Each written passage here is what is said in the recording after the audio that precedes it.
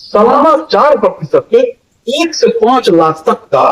आप कोई भी अपना लघु उद्योग, अपना स्वरोजगार कर सकते हैं। दोस्तों, उनका कहने का मतलब ये है कि अगर आप 1 लाख रुपए लोन लेते हैं, रोजगार करना चाहती है, जनस्वराज की अगर सरकार बनती है, व्यवस्था बनती है, 1 साल के लिए अगर 1 लाख का लोन देती है तो 1,04,000 रुपया हाँ, देना पड़ता है। लेकिन आज की क्या स्थिति है, आप बेहतर जानते होंगे कि अगर कोई महिला है जो 1 लाख रुपए लेंगी और 1 साल के बाद उसको कितना चुकाना पड़ेगा? 18 से 20% सालाना होगी वो, मैं उस पर नहीं 18 से 20% का सालाना है, और कंपाउंड इंटरेस्ट।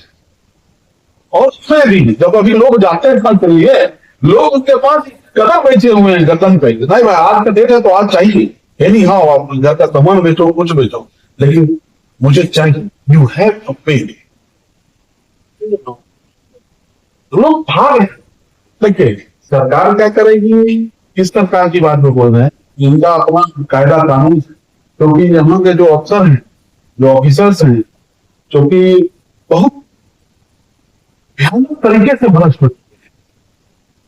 उनके पास जो पूंजी है, जो भ्रष्टाचार करके तो एहन प्रकार इधर उधर से जो पूंजी इकट्ठा की है, वो पूंजी इतना उनके पास है कि वो पटना में और बिहार में नहीं खपा पा रहे, इसलिए अपना इंग्लैंड अमेरिका में अपना जमीन घर ले रहे। तो इनका क्या मसला है और इनका जो इस मामले में क्या होगा ये हम नहीं जानते। देखिए अभी जो सरकार की व्यवस्था है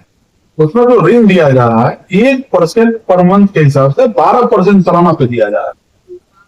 होता क्या है कि कुछ लोग ऐसे हैं जो उनको लोन दे रहे हैं, उसमें जो कुछ लोग हैं जो बिचौलिए की तरह काम कर रहे हैं, और जो स्वाभाविक है पैसे की जरूरत तो सभी को है। अब किसी के घर में कुछ ऐसा काम पड़ गया, ऐसे बेटे की शादी हो गई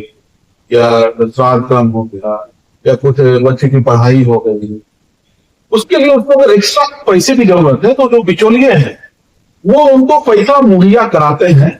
तो वो अपना इंटरेस्ट ऐड करते हैं 3-4% पर महीने के दर से। बहुत बड़ी बात है। हाँ 3-4% पर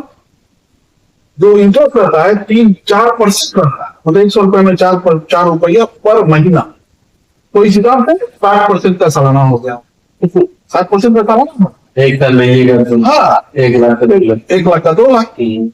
50,000 लोग रुपया लिया, इसी कारण बस 3% पे 4% पर लिया, तो किसी का अगले महीने उसका हो गया कि 2,000 रुपया, 50,000 का 5,000 रुपया आपका इंटरेस्ट, और उसके बाद उसको फिर अगले ऐसे होते होते 1 साल ले 60% के हिसाब से 50,000 का 1 लाख रुपया हो गया। अब 1 लाख रुपया चुकाना है तो फिर वो 1 लाख रुपया ले रही है उसी 4% के इंटरेस्ट पे, तो अभी तो 50 लाख रुपया 4% दे रही थी, तो 1 लाख रुपये पे 4% देना पड़ रहा है। तो इस हिसाब से धीरे धीरे धीरे उसको पैसे की कमी होगा, और तो पहले घर का सामान बेचेंगे, पहले जितना भी अपना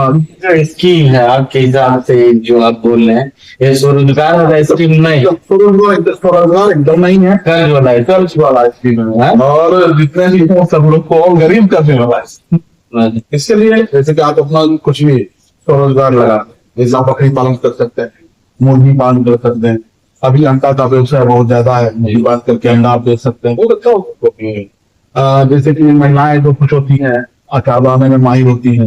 और मोमबत्ती बनाने में माहिर होती है, अगरबत्ती बनाने में माहिर होती है, चट्टी बोरा बना पाती है, तो ये लोग अपना स्वरोजगार करना चाहते हैं। जनसुराज की अगर व्यवस्था आने पर 1 से 5 लाख तक आपको ऋण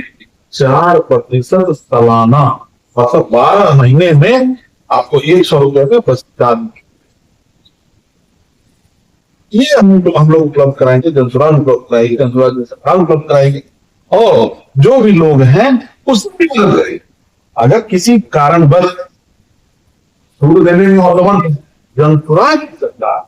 2500 रुपये पर में $15 है, 2500 रुपये पर में उस परिवार को सूद में भी उनको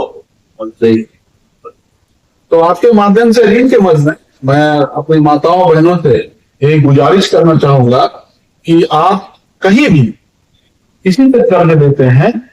तो उनका जो टर्म्स एंड कंडीशन है, जो उनकी शर्तें हैं, क्योंकि कोई ऐड भी आता है तो लिखा रहता है कि शर्तें लागू, छोटा अक्षर में लिखा होता है शर्तें लागू, तो वो शर्त लागू पर जरूर होंगे और सब कुछ का जिम्मेदारी लेकर ही आप इन्होंने, नहीं तो आपको कहीं ना कहीं और गरीब बनाने का प्रायोजन है और गरीब बनाने का कदरी है। तो अपने सभी शर्तों को पढ़कर समझकर तभी आप